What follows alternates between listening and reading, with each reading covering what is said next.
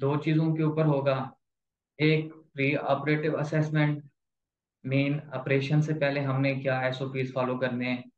And post operative assessment, main operation के बाद जब कैथेटर इंसर्शन हो जाएगी फिर हमने क्या एसओपीज फॉलो करने हैं। तो हम सबसे पहले आते हैं प्री ऑपरेटिव असेसमेंट। इसमें हम ये देखेंगे फिजिबिलिटी असेसमेंट के पीडी स्टार्ट करने से पहले, पीडी कैथेटर इंसर्शन करने से पहले हम ये देखेंगे कि आया पेशेंट पीडी के लिए फेवरेबल है कि नहीं। उसके लिए हम सबसे पहले एब्सोल्यूट कंट्राइंडिकेशंस एंड रिलेटिव कंट्राइंडिकेशंस देखेंगे। एब्सोल्यूट कंट्राइंडिकेशंस मीन वो पेशेंट जिनकी हम जो है ना पीडी इम्पॉसिबल है, उनमें हम कैथेटर इंसर्शन कर ही नहीं सकते। और जबकि रिलेटिव कंट्राइंडिकेशन ऐसी कि जे हम पीडी तो कर सकते हैं लेकिन इंसर्शन से पहले हमने उस चीज़ को रिपेयर करना है। तो वो हम पहले देखते हैं कि कौन से एब्सोल्यूट कंट्राइंडिकेशंस हैं और कौन से रिलेटिव कंट्राइंडिकेशंस हैं। तो एवेल्यूशन ऑफ प्राइमरी डिजीजेस, तो ये जो है ना एब्सोल्यूट कंट्राइंडिकेशन में आता है कि ऐसी कंडीशन जिनमें हम पीडिक एसिड इंसर्शन नहीं कर सकते। For example gut carcinoma, cancer है गट में। सेकंड के स्किन इन्फेक्शन, के एब्डोमिनल एरिया पूरी बॉडी के ऊपर जो है ना स्किन इन्फेक्शन है, हम पीडिक एसिड इंसर्शन कर ही नहीं सकते, पेशेंट को पेरिटोनाइटिस हो जाएगा। एंड थर्ड नंबर के ऊपर है कि any other abnormality in the gut. तो ये सारी चीज़ें जो है ना प्राइमरी डिजीजेस में आते हैं। सेकंड नंबर के ऊपर है एब्डोमिनल वॉल और इंगाइनल हर्नियाज। ये हर्निया जो है ना रिलेटिव कंट्राइंडिकेशन है कि हम कैथेटर इंसर्शन करने से पहले हमने इस हर्निया को रिपेयर करना है, उसके बाद जो है हमें कैथेटर की इंसर्शन करनी है। तो मतलब पीडी पॉसिबल है, उससे पहले जो है ना हमने इनकी रिपेयर करनी है। थर्ड नंबर के ऊपर है evaluate for previous history of abdominal surgeries, कि ऐसा पेशेंट जिसकी एब्डोमिनल सर्जरीज हुई है। फॉर एग्जांपल पेशेंट जिसकी प्रीवियस हर्निया की रिपेयर हुई है, या फिर कोलिसिस्टेक्टमी, गॉल ब्लैडर की सर्जरी हुई है, किडनी स्टोन्स की सर्जरी हुई है, या फिर एक फीमेल पेशेंट जिसकी मल्टीपल सी सेक्शन हुए हैं। तो ऐसे पेशेंट्स जो है ना वो रिलेटिव कंट्राइंडिकेशंस होती हैं कि उनमें हम सबसे पहले एडहेरेंस को हमने टाई करना है। तो होता क्या है बेसिकली सर्जरी के बाद जो हमारी एब्डोमिनल कैविटी है उसमें एडहेरेंस की फॉर्मेशन हो जाती है। तो ये एडहेरेंस जो है ना कैथेटर इंसर्शन में उसके फ्लो में जो है ना वो डिस्टर्ब करते हैं, तो हमने इन एडहेरेंस को टाई करना होता है, उसके बाद जो है ना इंसर्शन करनी होती है। फोर्थ नंबर के ऊपर है polycystic kidney disease. As you can see in the picture on the right side, कि किडनी का साइज नॉर्मल से इनलार्ज हो जाता है।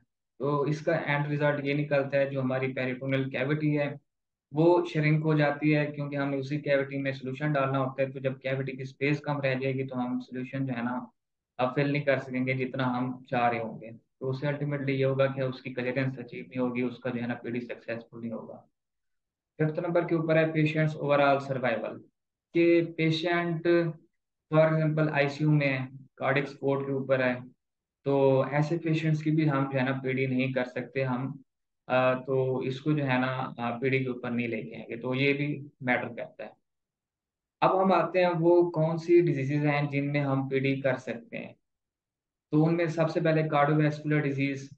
एज यू ऑल नो कि हेमोडायलिसिस वाला पेशेंट जिसका कार्डियक स्टेटस लो हो या उसकी इजेक्शन फ्रैक्शन लेस देन 30% हो, तो उसका जो है ना हेमोडायलिसिस पॉसिबल नहीं होता। तो ऐसे पेशेंट्स की जो है ना पीडी पॉसिबल होती है। सेकंड नंबर के ऊपर आते हैं डायबिटीज मेलेटस, कि ये एक कॉमन लोगों में एक रूटीन है कि वो सोचते हैं कि जी जिस बंदे को शुगर होगी उनको जो है ना पीडी नहीं कर सकते, कि जो हम पीडी में सोल्यूशन यूज कर रहे हैं वो ग्लूकोज बेस्ड है, तो उससे उनके ग्लूकोज लेवल मजीद वर्सन हो जाएगा। तो ऐसा नहीं है, डायबिटीज मिलेटस वाले पेशेंट्स भी पीडी कर सकते हैं अगर हम उनकी इंसुलिन की डोज एडजस्ट कर दें। थर्ड नंबर के ऊपर आते हैं सेरिब्रोवैस्कुलर डिजीज के पेशेंट जिसको कन्वलियंस, टेंशन एंड और ड्राउजी रहता है। तो वो भी पीडी कर सकता है, उसको जो है ना फैमिली सपोर्ट चाहिए होगी, उसका अटेंडेंट जो है ना उसका पीडी जो है ना वो परफॉर्म करेगा। तो ये वाले पेशेंट भी पीडी कर सकते हैं। अब हम आते हैं सेकंड नंबर के ऊपर कि हमने असेसमेंट में और क्या देखना है। तो एज अ पीडीसी हमारा काम है कि हमने फॉलो अप कंप्लायंस असेसमेंट जो है ना वो देखना है। एक पेशेंट के जो अपने प्राइमरी नेफ्रोलॉजिस्ट के साथ, अपने पीडी केयर गिवर के साथ अगर वो कंप्लायंस में नहीं रह सकता, वो फॉलो अप में नहीं रह सकता, तो ऐसे पेशेंट्स की जो है ना पीडी सक्सेसफुल नहीं रहेगी, क्योंकि वो उन्होंने पीडी में बेसिकली होता ही है कि पेशेंट ने घर पे परफॉर्म करना है, तो उसने इन टच रहना होता है अपने नेफ्रोलॉजिस्ट के साथ, अपने पीडी केयर गिवर के साथ। तो अगर वो ये सारी चीजें परफॉर्म नहीं कर सकते, तो हम पीडी जो है ना उनमें सक्सेसफुल का ऑप्शन नहीं समझते। थर्ड नंबर के ऊपर आता है साइकोलॉजिकल असेसमेंट, कि हमने पेशेंट्स को, उसकी फैमिली को सारा कुछ ब्रीफ करना है पीडी के बारे में, कि पीडी लॉन्ग टर्म प्रोसेस है, उसका लॉन्ग टर्म डायलिसिस होना है, उसने खुद इसको परफॉर्म करना है, सॉल्यूशंस अरेंज करना और बाकी खुद से अपना डायलिसिस करना। तो ये हमने पेशेंट को जो है ना ब्रीफ करना है और उनको बताना है कि उनको कंपैरिजन करके बताना है हेमोडायलिसिस से, कि हेमोडायलिसिस इज पेन प्रोसीजर, जबकि पीडी जो है ना पेनलेस है। आप ट्रेवल टू फ्रीडम, कहीं भी आ जा सकते हैं। एंड आपका जो है ना फ्लूइड की रिस्ट्रिक्शंस, खाने पीने की रिस्ट्रिक्शंस जो है ना वो कम होते हैं। तो ये उसको जो है ना साइकोलॉजिकली उसको सारा सारा कुछ जो है ना उसको ब्रीफ करना है। उसके बाद है इकोनॉमिक असेसमेंट, कि हीमोडायलिसिस तो पाकिस्तान में तकरीबन हर हॉस्पिटल में हो रहा है और गवर्नमेंट जो है ना इसको ऑन कर रही है, या फिर जो फाउंडेशन हैं वो उसको ऑन कर रही होती है। जबकि पीडी फिलहाल जो है ना पाकिस्तान में एज अ प्राइवेट पेशेंट खुद जो है ना अफोर्ड कर रहे हैं, या फिर कुछ चैरिटी बेस्ड जो है ना पेशेंट हैं जो इसको परफॉर्म कर रहे हैं। तो आपने ये पेशेंट्स को जो है ना एज अ पीडीसी ब्रीफ करना है कि इसकी जो मंथली कास्ट है वो आपको पे करनी पड़ेगी, जो इसके मेडिकेशंस हैं, जो लैब्स होनी है, और बाकी जो उसका पीडी रिलेटेड उनका जो एक्सपेंस आना है, तो आपने सारा कुछ जो है ना पेशेंट को ब्रीफ करना है इस बारे में।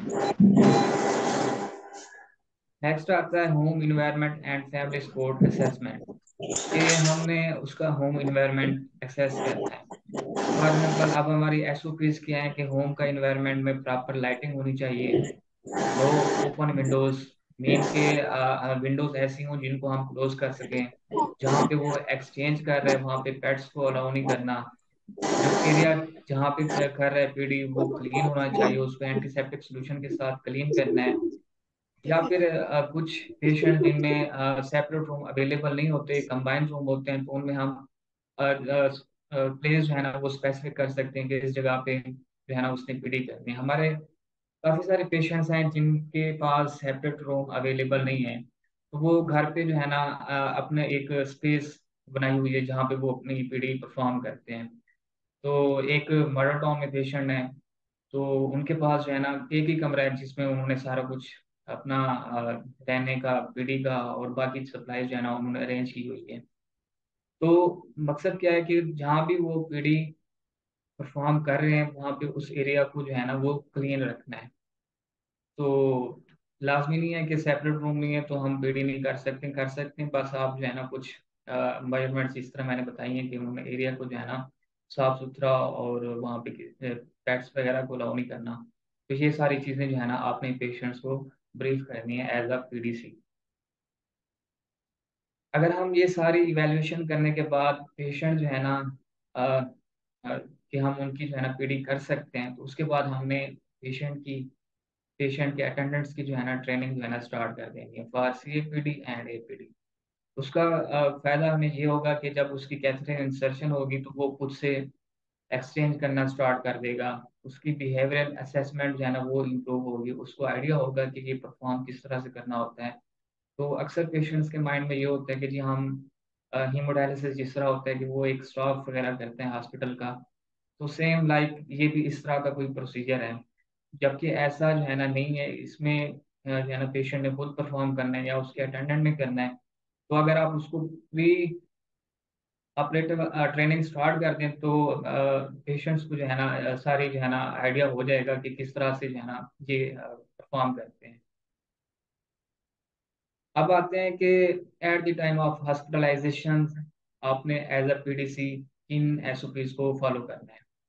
ये सारी वो चीजें हैं जो हम प्री ऑपरेटिव देख रहे हैं कि ऑपरेशन से पहले हम जिन चीजों को फॉलो कर रहे हैं। उनमें आता है प्री ऑपरेटिव लेबोरेटरी इन्वेस्टिगेशंस, कि जिसमें CBC, RFT, serum electrolytes, coagulation profile, blood grouping, in case के हम पेशेंट की एचबी लो है तो उसको ब्लड अगर इन्फ्यूज करना पड़ जाता है तो हमें उसके ब्लड ग्रुप का पता हो, कोagulation प्रोफाइल का हमें पता हो, इलेक्ट्रोलाइट्स का पता हो। और बाकी जो सर्जन या फिर नेफ्रोलॉजिस्ट है ना, वो एडवाइस कर सकते हैं urine complete examination, ECG, ultrasound abdomen या फिर एकोकार्डियोग्राफी इफ नीडेड। तो ये वो सारी लेबोरेटरी इन्वेस्टिगेशन हैं जो हमने एज अ पीडीसी फॉलो करना है। सेकंड नंबर के ऊपर आता है हमने रूल आउट करना है absolute contraindications and relative contraindications as we discussed earlier. Third number के ऊपर आता है review for any drug sensitivity. फिर पेशेंट से हमने हिस्ट्री लेनी है और अगर उसको किसी ड्रग से एलर्जी है तो हमें उसको डॉक्यूमेंट करना है। फोर्थ नंबर के ऊपर है कि हमने पेशेंट से और उसकी फैमिली से कंसेंट लेना है फॉर पीडी कैथेटर इंसर्शन, और उसको ब्रीफ करना है कि उसका प्रोसीजर लोकल एनेस्थीसिया से होना है, जनरल एनेस्थीसिया से होना है, हम उसकी सर्जरी लेप्रोस्कोपिक कर रहे हैं, फ्लोरोस्कोपिक कर रहे हैं या फिर मिनी लेप्रोटॉमी कर रहे हैं। फिफ्थ नंबर के ऊपर है कि मोस्टली कार्डियक पेशेंट जो है ना एंटीकोगुलेंट्स ले रहे होते हैं लाइक एस्पिरिन या फिर क्लोपिडोग्रेल। तो ऐसे पेशेंट जो कि एंटीकोगुलेंट्स ले रहे हैं उनकी हमने एक हफ्ता पहले, सर्जरी से एक हफ्ता पहले हमने स्टॉप करनी है। और सर्जरी के बाद 24 आवर्स के अंदर हमने दोबारा से उनकी ये दोनों टैबलेट्स स्टार्ट कर देनी है। अगर वारफेरिन ले रहे हैं तो उसको हमने 3 दिन पहले सर्जरी से स्टॉप करना है, और आफ्टर सर्जरी 24 आवर्स के अंदर हमने दोबारा से स्टार्ट कर देनी है। या फिर उसके जो कार्डियोलॉजिस्ट कार्डियोलॉजिस्ट है उससे हमने कंसर्न करना है कि इस एंटीकोगुलेंट्स को हमने कितने दिन पहले स्टॉप करना है। सिक्स नंबर पे है कि अगर पेशेंट हीमोडायलिसिस पे है और वो पीडी पे आना चाहता है, तो अगर वो हीमोडायलिसिस के सेशन करा रहे हैं तो उसके हमने सेशन हेपरिन फ्री हीमोडायलिसिस करने, मतलब हेपरिन हमने डायलिसिस के दौरान यूज नहीं करनी। अब आप आते हैं डे बिफोर सर्जरी, कि सर्जरी से एक दिन पहले पेशेंट्स को हमने क्या बताना है। तो उसमें सबसे पहले आता है स्किन प्रिपरेशन, कि पेशेंट ने सर्जरी से एक दिन पहले बाथ लेना है, और जो अपना पेशेंट का एब्डोमिनल एरिया है उसको शेव करना है ताकि एब्डोमिनल एरिया हेयर फ्री हो जाए from the rib margins to pubic symphysis. ये वाला एरिया जो है ना क्लीन करना है, क्योंकि इस एरिया में हमने कैथेटर इंसर्शन करनी है। तो अगर हेयर वगैरह होंगे तो वो उसकी स्टिकिंग वगैरह लगती हैं, तो जो कि बाद में उसको पेन होगी। सेकंड नंबर के ऊपर आता है बाउल प्रिपरेशन, कि हमने पेशेंट की गट को कॉन्स्टिपेशन फ्री करना है। अगर पेशेंट को कॉन्स्टिपेशन है, वो स्टूल पास नहीं कर रहा, तो हम उसको लैक्सेटिव्स एडवाइस कर सकते हैं या फिर क्लीन एनिमा एडवाइस कर सकते हैं।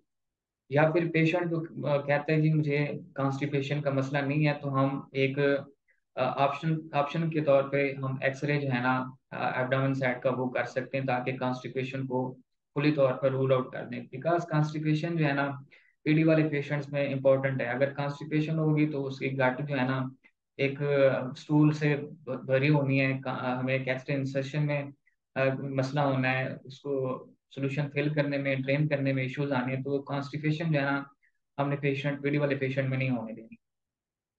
थर्ड नंबर के ऊपर आता है NPO protocol. NPO mean nothing पर ओरल।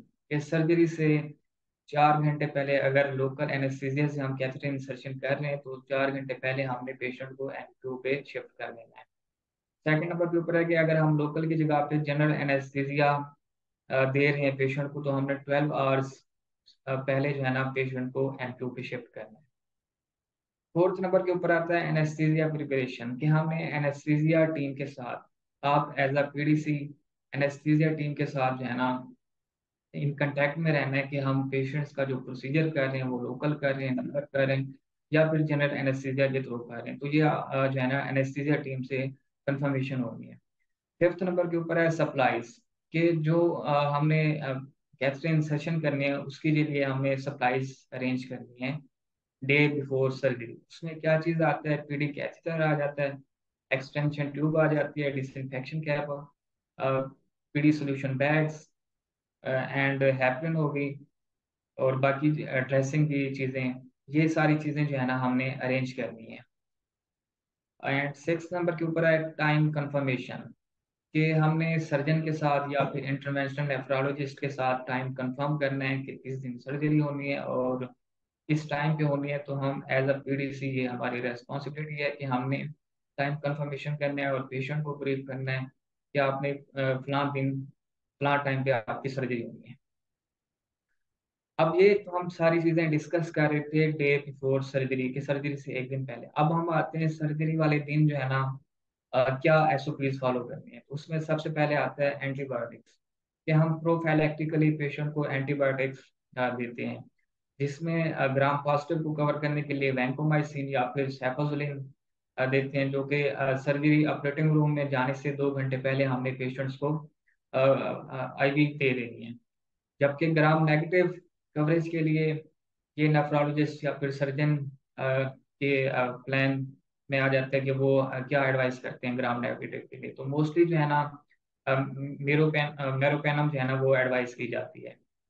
सेकंड नंबर पे आता है यूरिनरी ब्लेडर, कि पेशेंट जो है ना ऑपरेटिंग रूम में जाने से पहले उसने अपना ब्लेडर जो है ना एम्प्टी करना है, कि अगर उसको यूरिन आया हुआ है तो उसने पहले यूरिन करना है, उसके बाद जो है ना ऑपरेटिंग रूम में जाना है।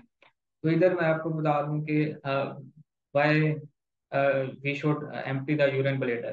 तो उसकी वजह ये है कि जब यूरिन ब्लेडर फिल होगा यूरिन से, तो उसने हमने कैथेटर इंसर्शन पेल्विस के अंदर करनी होती है, तो वो पेल्विस के अंदर सारा ब्लेडर ने कवर किया होना है।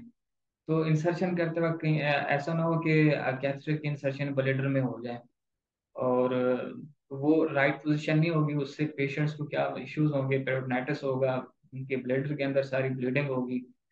तो हम इस चीज़ को रूल आउट करने के लिए पेशेंट जो है ना ऑपरेटिंग रूम में जाने से पहले यूरिन पास करके जाए, ताकि उसका ब्लेडर जो है ना फुली एम्प्टी हो जाए, और पेशेंट ने जो है ना गाउन पहना हो, मास्क पहना हो, और उसके लिए जो है ना कैप पहने।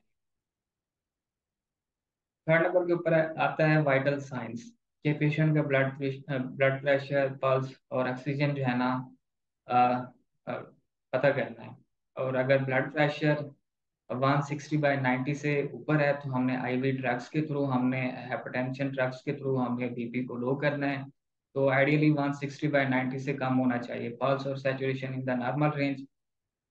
फोर्थ नंबर के ऊपर आता है रिकन्फर्मेशन, कि हमने दोबारा से कंफर्म करना है कि जो एब्डोमिनल एरिया है वो हेयर फ्री है, पेशेंट एनपीओ के ऊपर है, और उसकी जो सप्लाईज हैं वो सारी जो है ना अरेंज हो चुकी हैं। एज अ पीडीसी हमने ये सारी चीज़ें कंफर्म करनी है, उसके बाद जो है ना पेशेंट को ऑपरेटिंग रूम में शिफ्ट कराना है। अब आते हैं हम methods of placement of PD catheter, कि वो कौन से मेथड्स हैं कि जिनमें पीडी कैथेटर की इंसर्शन कर सकते हैं। तो उनमें सबसे पहले आता है ओपन सर्जिकल डाइसेक्शन, जिसको हम मिनी लेप्रोटमी कहते हैं। कि सर्जन ने डाइसेक्शन करना है, डाइसेक्शन के बाद कैथेटर की इंसर्शन कर देनी है। सेकंड नंबर के ऊपर आता है fluoroscopy. Same like mini laparotomy है, कि हमने इंसर्शन तो जो है ना कैथेटर की मिनी लेप्रोटमी की तरह करनी है। इंसर्शन के बाद जो है ना हम डाई इस्तेमाल करते हैं। तो डाई जो है ना हम पीडी कैथेटर में इंसर्ट करते हैं और उसको विजुलाइज करते हैं कि कैथेटर की पोजीशन जो है ना राइट है कि नहीं। तो इस मेथड को हम क्या कहते हैं, फ्लोरोस्कोपी। थर्ड नंबर के ऊपर आता है लेप्रोस्कोपिक सर्जरी, की हम मल्टीपल जो है ना हम डाइसेक्शन करके उनमें हम कैमरास के जरिए जो है ना हम देखते हैं कि कैथेटर की पोजीशन किस साइड पे है। इससे हम जो है ना एडियंस वगैरह अगर टाइप करनी हो तो भी हम लेप्रोस्कोपिक सर्जरी की तरफ जाएंगे। तो तीसरा जो है ना वो लेप्रोस्कोपिक सर्जरी है। अब हम आते हैं कि common types of PD catheter, के कैथेटर कितने टाइप्स के हैं और हम मोस्टली कौन से वाला जो है ना वो यूज कर रहे होते हैं। तो पहले जो है ना कैथेटर का मटेरियल आता था पॉली यूरिथेन, जो कि पायोडीन सेंसिटिव था। अगर पायोडीन से आप उस कैथेटर को क्लीन करते थे तो वो कैथेटर जो है ना रप्चर हो जाता था। तो ऐसे पेशेंट्स की जो है ना कैथेटर की रिमूवल करनी पड़ जाती थी। तो इस चीज़ को जो है ना रूल आउट करने के लिए अब जो करंट पीडी कैथेटर आ रहे हैं वो सिलिकॉन बेस्ड हैं। मेन कि वो पायोडीन सेंसिटिव नहीं है, आप पायोडीन यूज करेंगे तो उसके मटेरियल जो है ना उसका मटेरियल जो है ना वो डैमेज नहीं होगा। तो उनमें सबसे पहले आता है स्ट्रेट वन कफ कैथेटर। वन कफ का मतलब है कि इस कफ ने स्किन के अंदर फाइब्रोज होना है और उसको जो है ना फिक्स करना है कैथेटर को। सेकंड जो कैथेटर है वो भी स्ट्रेट है, बट उसके टू कफ हैं, तो उसने दो जगह पे फाइब्रोसिस करानी है। थर्ड नंबर के ऊपर है कि क्वाइड टिप कैथेटर विद टू कफ। इसके कफ तो दो हैं, लेकिन आगे से जो जहाँ से फ्लूइड की एंट्री होनी है वो क्वाइल्ड बनी हुई है उसकी जगह। एंड फोर्थ नंबर के ऊपर आता है स्लैम नेक कैथेटर, कि एक मुड़ा हुआ कैथेटर है। तो हम जो मोस्टली यूज कर रहे होते हैं वो है two cuff with coiled catheter.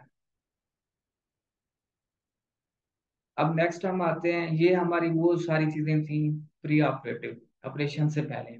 अब हम आते हैं पोस्ट ऑपरेटिव के पेशेंट की जो है ना पीडी कैथेटर इंसर्शन हो गई है, तो उसके बाद हमने क्या एसओपीज फॉलो करने हैं। तो उसमें सबसे पहले आता है रैपिड फ्लैशेस, कि आपने पीडी कैथेटर इंसर्शन के बाद आपने रैपिड फ्लैशेस करने हैं विद हेपरिन। तो फिल वॉल्यूम कितना यूज करना है, 500 ml। हमारे पास जो आम रूटीन में 2 लीटर का बैग होता है, तो हमने 500 ml के साथ फिल एंड आउट करना है। और हमने तब तक करना है जब तक फ्लूइड का कलर पिंक से ट्रांसपेरेंट ना हो जाए। पिंक इस वजह से होगा कि कैथेटर इंसर्शन के बाद ब्लीडिंग हुई होनी है कैविटी में, तो स्टार्ट में जो है ना पिंक कलर का आ सकता है। तो जैसे हम मल्टीपल एक्सचेंजेस करेंगे तो वो पिंक कलर से ट्रांसपेरेंट हो जाएगा। और हमने ये रैपिड फ्लैशेस 2 वीक्स तक कंटिन्यू करने हैं विद हेपरिन 0.4 cc डालनी है हर बैग में। सेकंड नंबर के ऊपर आता है एग्जिट साइड, कि हमने एग्जिट साइड के ऊपर ड्रेसिंग करनी है, जहाँ पे कैथेटर की जो है ना आउटलेट निकल रही है, वहाँ पे ड्रेसिंग करनी है। और उस ड्रेसिंग को जो है ना ऑब्जर्व करना है कि कहीं कोई लीकेज नहीं हो रही, कोई ब्लड की कोई पानी की। और अगर लीकेज हो रही है तो हमने ड्रेसिंग चेंज करनी है। अगर लीकेज नहीं हो रही एक्सिट साइड से तो हमने 7 से 10 दिन तक उस ड्रेसिंग को रहने देना है, और उसके बाद जो है ना चेंज करना है। थर्ड नंबर के ऊपर आता है पीडी प्रिस्क्रिप्शन, कि हमने पेशेंट के जो प्राइमरी नेफ्रोलॉजिस्ट है एज अ पीडीसी हमने प्लान करना है कि उसके जो रैपिड फ्लैशेस हैं उनका क्या प्लान होना है। आया कि 2 वीक्स तक हमने 500 ml के साथ रैपिड फ्लैशेस करने हैं, या इसको जो है ना अल्टरनेट करना है। तो ये नेफ्रोलॉजिस्ट के जो है ना प्लान के मुताबिक चलेंगे। अब आता है कि पेशेंट डिस्चार्ज प्लान क्या है। एज अ पीडीसी हमने पेशेंट्स के साथ या तो होम विजिट स्केड्यूल करना है, या फिर पेशेंट को बताना है कि उसने कब हॉस्पिटल विजिट करना है फॉर चेकअप। सेकंड नंबर के ऊपर आता है कि जहाँ पे डायसेक्शन हुई वहाँ पे हमने सर्जन ने स्टिचेस लगाए होते हैं, तो उन स्टिचेस की जो है ना वो रिमूवल करानी है आफ्टर 10 to 14 डेज। उसकी मेडिकेशन रिव्यू करनी है, बिकॉज हमने सर्जरी से पहले उसकी जो है ना मेडिसिन लाइक एंटीकोगुलेंट्स स्टॉप किए हुए थे, तो हमें उसकी मेडिकेशन जो है ना रिव्यू करनी है और वो दोबारा से स्टार्ट करनी है। Schedule abdominal X-ray for catheter position, कि सर्जरी के बाद उससे अगले दिन जो है ना हमने एब्डोमिनल एक्सरे कराना है, ताकि हम इस चीज़ को रूल आउट कर सकें कि कैथेटर की पोजीशन क्या है। और अगर हम लेप्रोस्कोपी से कर रहे हैं तो वो तो हम कैमरे से देख रहे होते हैं कि कैथेटर की पोजीशन का क्या है।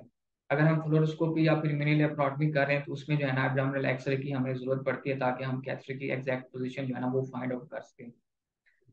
फिफ्थ नंबर के ऊपर है कि पेशेंट की हमने काउंसलिंग करनी है कि पोस्ट ऑफ कॉम्प्लिकेशंस क्या हो सकती हैं, लाइक के एग्जिट साइड से लीकेज वगैरह हो सकती है। अगर उसको फीवर वगैरह या कोई और इश्यूज हो तो उसने जो है ना एज सुन एज पॉसिबल जो उसका पेरिटोनियल डायलिसिस केयर गिवर है उसको जो है ना उसने इन्फॉर्म करना है। तो ये हमने जो है ना पेशेंट की काउंसलिंग करनी है। As you can see in the picture के कैथेटर इंसर्शन के बाद हमने एब्डोमिनल एक्सरे कराया हुआ है। ये रेड लाइन आपको बता रही है कि इस रीजन में जो है ना ये कैथेटर जो है ना जा रहा है। ये मैं कर्सर से दिखा रहा हूँ, ये इसके जो है ना क्वाइल्ड टिप कैथेटर है, जो उसका एंड वाला पोर्शन है वो क्वाइल्ड है। और ये रीजन जहाँ पे पड़ा हुआ है वो पेल्विस रीजन है।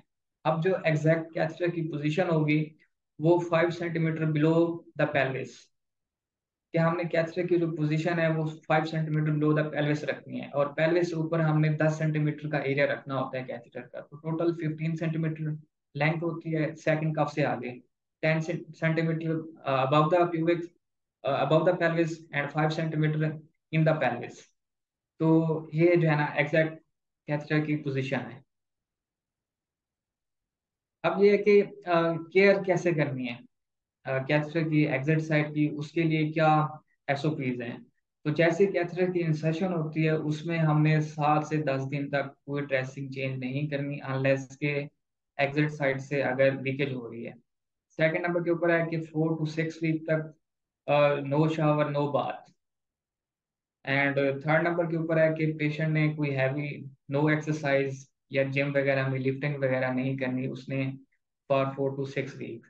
एंड फोर्थ नंबर के ऊपर आता है डेली पैसेज ऑफ स्टूल्स, कि पेशेंट जो है ना पूछ रहे हैं कि उसने स्टूल पास किया है, तो हमने कॉन्स्टिपेशन जो है ना ये रूल आउट करनी है। जैसे मैं पहले बताया कि कॉन्स्टिपेशन जो है ना पीडी वाले पेशेंट्स में बहुत इंपॉर्टेंट है। अगर कॉन्स्टिपेशन होगी तो उनमें सोल्यूशन फिल और ड्रेन करने में इश्यूज आएंगे, उनकी कैथेटर की जो है ना पोजीशन चेंज हो सकती है। तो हमने एज अ पीडीसी ये सारी चीज़ें जो है ना पेशेंट से पूछनी है।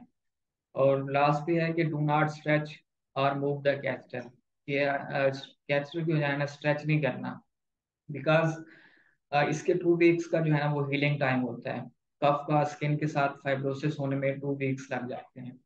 तो अगर वो स्ट्रेच करेगा तो अल्टीमेटली क्या होगा कि ब्लीडिंग होगी एग्जिट साइड से, ब्लीड करेगा, कैविटी के अंदर ये ब्लीडिंग हो सकती है। तो हमने पेशेंट को काउंसल करना है कि उसने स्ट्रेच नहीं करना। लॉन्ग टर्म कैंसर केयर में ये आ जाता है कि ड्रेसिंग को जो है ना हमने एवरी डे या फिर एवरी अदर डे चेंज करनी है। पीडी बेल्ट यूज करना है ताकि जो उसका अ, एक 8 से 10 इंच का जो पोर्शन है वो हम किसी सिक्योर जगह पे हम रख सकें। लाइक बेल्ट मिलते हैं उसमें हमने रखना है पीडी कैथेटर को। थर्ड नंबर के ऊपर आता है कि पेशेंट को हमने एजुकेट करना है, उसकी ट्रेनिंग करनी है कि एग्जिट साइड की क्लीनिंग कैसे करनी है, ड्रेसिंग कैसे करनी है। तो ये उसके ट्रेनिंग के पार्ट में आ जाएगा। और फोर्थ नंबर के ऊपर है कि do not stretch the catheter, कि उसने स्ट्रेच कैथेटर को स्ट्रेच नहीं करना, उसको बस जितना हो सके स्ट्रेच से बचाना है। इसमें आप देख सकते हैं कि पीडी कैथेटर इंसर्शन जहाँ पे कैथेटर आउटलेट आ रही है उसको हमने दो तरह के बेल्ट हैं। एक तो पॉकेट बनी हुई है, दूसरी है कि एक स्ट्रेट वहाँ पे स्ट्राइप्स लगी हुई हैं कि जिसमें जो है ना स्ट्रेट कैथेटर जा रहे हैं। जबकि पॉकेट में हमने फोल्ड करके जो है ना कैथेटर को उसकी पॉकेट के अंदर रख दिया है। तो ये डिफरेंट टाइप्स के जो है ना पीडी बेल्ट आते हैं, उसमें जो है ना अपना कैथेटर होल्ड करना है। Thank you very much.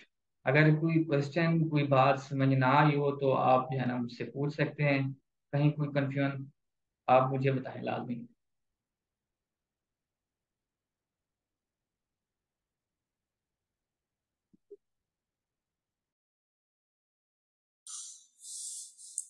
Thank you very much Aamir, it was a wonderful presentation. और जैसा कि आमिर ने कहा कि अगर कोई क्वेश्चंस हैं, आपको कोई कन्फ्यूजन हो, आप पूछ सकते हैं। अस्सलाम वालेकुम विल sir. Wait for a couple of minutes. अगर आपके कोई क्वेश्चंस हैं तो ज़रूर बताइए। अस्सलाम वालेकुम। Can you hear me? वालेकुम सलाम, जी बताएं। I have a question that you said if you are doing catheter insertion under local anesthesia, then why we should go with NPO for 4 hours of surgery in case of a, local anesthesia? हाँ actually हम NPO करा क्यों रहे हैं, सबसे पहले तो हमें ये समझना चाहिए। एनपीओ का मकसद ये है कि अगर पेशेंट ने कोई चीज़ इनटेक की हुई है, लाइक खाना खाया हुआ है या वाटर इनटेक किया हुआ है, तो ड्यूरिंग सर्जरी या साइड इफेक्ट्स की वजह से उसकी जो है ना एस्पायरेशन हो सकती है, पेशेंट वोमिटिंग कर सकते हैं। तो हम एहतियातन जो है ना पेशेंट को एनपीओ पे रखते हैं कि ताकि उसको सर्जरी के दौरान एस्पायरेशन का मसला ना हो। तो हम जनरली लोकल और जनरल दोनों में जो है ना एज अ प्रिकॉशनरी हम उसको एनपीओ पे रखते हैं। In local anesthesia, the patient is conscious. Then why we are going with NPO? वो हम बता रहे हो ना कि प्रिकॉशनरी हम कर रहे हैं कि इन केस के अगर पेशेंट को ड्यूरिंग ऑपरेशन कोई इश्यूज आ जाते हैं, हमें कोई एंटीबायोटिक्स लगानी पड़ती हैं या कोई और इंजेक्शन लगाने पड़ जाते हैं, तो हम ये प्रिकॉशनरी हम जो है ना एनपीओ पे रख रहे हैं ताकि ऑपरेशन के दौरान उसकी एस्पायरेशन ना हो, वो वोमिटिंग ना कर दे। तो ये हम प्रिकॉशनरी कर रहे हैं।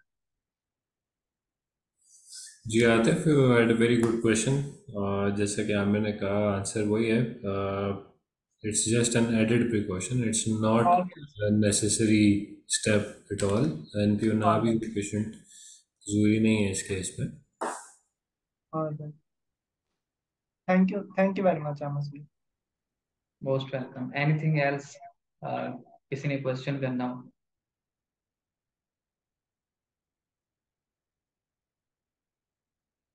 जी वकास भाई, आपको मेरी आवाज आ रही है?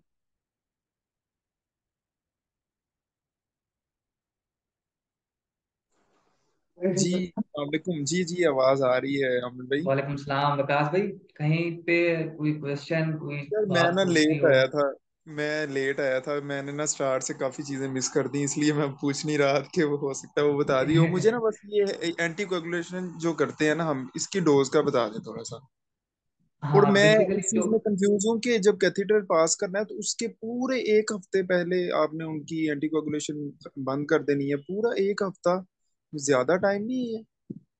जी, मैंने जैसे बताया था कि हमने जो पेशेंट का कार्डियोलॉजिस्ट है उसके साथ जो है ना इन टच रहना है। तो फाइनल प्लान जो है ना वो कार्डियोलॉजिस्ट जो है ना वो बताएगा।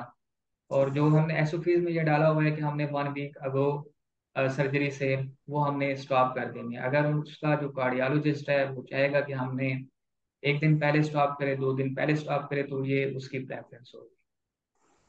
बिल्कुल ठीक, बिल्कुल ठीक। और ये जो ड्यूरिंग पीडी अब जब स्टार्ट कर देनी है पीडी, तो उसमें एंटी कोagulation जो है ना उसमें कितना का रोल, ये पीटीए पीटीटीआईएनआर का कितना का होगा उसमें? कौन सी कोई ब्लड तो बाहर आना नहीं, ब्लीडिंग तो होनी नहीं है पेशेंट की उस तरह से जैसे कि हेमोडायलिसिस में चांस होते हैं। तो इसमें ये क्या हमें जो है ना कोagulation प्रोफाइल कितनी हेल्पफुल रहेगी और किस लिए? जी, आपका बिल्कुल वैलिड क्वेश्चन है। एक्चुअली हम कोआगुलेशन प्रोफाइल कराने का मकसद ये है कि पेशेंट्स को हम रूल आउट कर सकें कि उसका जो आईएनआर है वो पहले से ज़्यादा तो नहीं है, नॉर्मल रेंज में। नॉर्मली तो 1 होना चाहिए, अगर 1 से ज़्यादा है तो इट्स मीन कि वो अपर रेंज में है। तो हमें ये जो है ना चीज़ें इसलिए गाइड करती हैं कि ड्यूरिंग सर्जरी ब्लीडिंग के चांसेस होते हैं, क्योंकि सर्जरी होनी है, ब्लीडिंग हो सकती है कैविटी में। तो अगर पेशेंट का आईएनआर पहले से ज़्यादा है और वो एंटीकोगुलेंट्स ले रहा है तो उसमें ब्लीडिंग के रिस्क जो है ना मजीद बढ़ जाता है। तो हम ये सारा कुछ प्रिकॉशनरी कर रहे हैं कि इन केस के अगर ब्लीडिंग के चांसेस हो गए तो पेशेंट और एंटीकोगुलेंट्स भी ले रहे हैं तो वो उससे जो है ना केस मजीद वर्सन हो सकता है। तो हम ये सारा कुछ प्रिकॉशनरी ले रहे हैं। बिल्कुल सही। और उसके बाद जब पीडी चल रही है उसकी बाद में, तो उसमें एंटी कोagulation किस तरह देनी होगी? अभी तो आपने बताया ना वो 0.2 था, ये 0.4 ml था जी कि हेपरिन देनी है। वो सिर्फ फ्लश के लिए है या बाद में भी कंटिन्यू रहेगी हमेशा के लिए? जी, वकास भाई, इसमें ना एक चीज आप ये देख लें कि जो एंटीकोगुलेंट्स पहले ले रहा था लाइक एस्पिरिन या फिर क्लोपिडोग्रिल, ये ओरल ले रहा था। और इस ओरल का जो इफेक्ट है वो सिस्टेमिक जाता है। जो हम हेपरिन सॉल्यूशंस में दे रहे हैं वो सिर्फ कैविटी के अंदर रहती है, उसका सिस्टेमिक इफेक्ट नहीं होता। तो इस वजह से हम दे रहे हैं कि सर्जरी के बाद अगर कैविटी में ब्लीडिंग हुई है और उस ब्लड ने क्लॉट कर जाना है कैविटी के अंदर, तो अगर हम हेपरिन नहीं डालेंगे तो उसका जो कैथेटर के पोर्स हैं वो ब्लॉक हो सकते हैं, ड्रेन में इश्यूज आ सकते हैं, फिल्म में इश्यूज आ सकते हैं। तो उस हेपरिन का सिस्टेमिकली कोई इफेक्ट नहीं है। वो सिर्फ हम कैविटी के अंदर क्लॉट्स की फॉर्मेशन से बचाने के लिए हम दे रहे हैं। सही हो गया। यानी कि इन फ्यूचर भी जब उसका डायलिसिस चलता रहेगा तो वो जो ओरल एंटीकोagulation पे अगर है तो वो चलता रहेगा, ये हेपरिन जो है ना वो ओरल वाले को जो है ना उस एंटीकोagulants को खत्म नहीं करेगी, ऐसे ही है? जी बिल्कुल विकास, वेरी गुड क्वेश्चन जी। आई एम वेरी हैप्पी कि आपने क्वेश्चन पूछा है। बिल्कुल जैसे आमिर ने कहा कि it's just an added precaution. तो इसमें यही है कि जो पेरी ऑपरेटिव आपका टाइम है उसमें हम एज अ स्टैंडर्ड प्रैक्टिस या एडिशनल प्रैक्टिस ऐसे करते हैं। और जैसे ही वो जब हमें ये पता चल जाता है post surgery 48-72 hours everything is fine, तो फिर उसकी जो नॉर्मल रूटीन है वो that will be carried out. तो इसमें ऐसा नहीं है कि प्रिस्क्रिप्शन में कोई रेडिकल चेंज करते हैं या पेशेंट को जो है वो डेफिनेटली आपको ये चीज़ें फॉलो करानी है, but just an added precaution because PD में जो ये वाला पीरियड है इट्स वेरी इंपॉर्टेंट, जो पेरी कैथेटर इंसर्शन पीरियड है। अगर ये सक्सेसफुली और इवेंटलेसली कोई वर्स एडवर्स इवेंट हुए बगैर अगर ये गुजर जाए तो पीडी की सक्सेस जो है ना वो बहुत बेहतर हो जाती है। So that's why we do follow it. लेकिन रेयर केसेस में जहाँ पे आपको डेफिनेट डेफिनेट अदरवाइज करना हो तो वी कैन डू दैट। ठीक हो गया। Thank you so much, thank you. Thank you very much for your question. I think Amir, we are sorted here. Minahil, you have a question? Assalamu alaikum. Walaikum assalam. My question is, What is the best method for PD catheter insertion and why? जी, good question. जैसे मैंने पहले बताया था कि 3 methods हैं catheter insertion के। तो जो प्रेफर्ड मेथड है वो है लेप्रोस्कोपिकली। उसकी वजह ये है कि हम मल्टीपल साइड से हम जो है ना डाइसेक्शन करके कैमरे के थ्रू जो है ना हम कैथेटर की एग्जैक्ट पोजीशन जो है ना हम देख रहे होते हैं। तो इन केस के अगर एडिहेंस बनी हुई हैं कैविटी के अंदर, तो हम उन एडिहेंस को टाई भी कर सकते हैं बाय लेप्रोस्कोपिकली। तो इससे जो है ना हमें डबल एडवांटेजेस जो है ना वो मिल रहा है कि एक तो हम एडिहेंस को टाई कर रहे हैं और सेकंड जो है ना हम कैथेटर की पोजीशन को कैमरे के थ्रू देख रहे हैं। जबकि बाकी जो 2 मेथड्स हैं लाइक फ्लोरोस्कोपी और मिनी लेप्रोटमी, उसमें जो है ना हम कैमरे के जरिए नहीं देख रहे। उसके लिए जो है ना हमें पोस्ट सर्जरी एब्डोमिनल एक्सरे की जरूरत पड़ती है। तो जो बेस्ट मेथड है वो लेप्रोस्कोपी है। बस उसका इशू ये है कि हमें मल्टीपल साइड से जो है ना डायसेक्शन करनी पड़ती है ताकि वो हम कैथेटर की जो है ना पोजीशन को देख सकें। जी। But mostly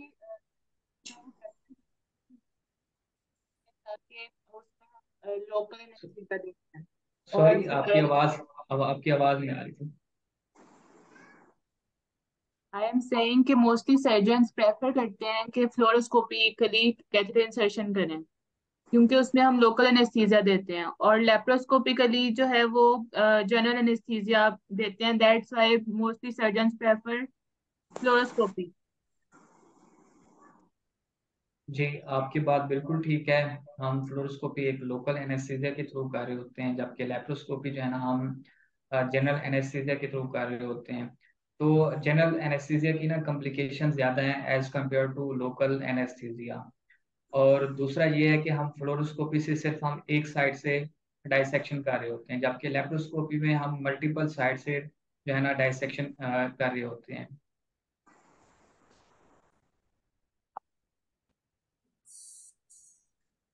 जी और बिल्कुल। Thank you. जैसे आमिर ने जैसे कहा, मिस मनाहिल, एक तो हमारे पास, हमने जैसे अभी डिस्कस किया कि हमारे पास मल्टीपल ऑप्शंस मौजूद हैं फॉर कैथेटर इंसर्शंस, लेकिन depending on so many other factors, अब ये पॉसिबिलिटी होना कि अगर for example a patient wants fluoroscopy और जिस हॉस्पिटल में उसकी फॉर एग्जांपल इंश्योरेंस कवर करती है या हॉस्पिटल जो है वो सब्सिडाइज रेट के ऊपर कैथेटर इंसर्शन करता है और पेशेंट अफोर्ड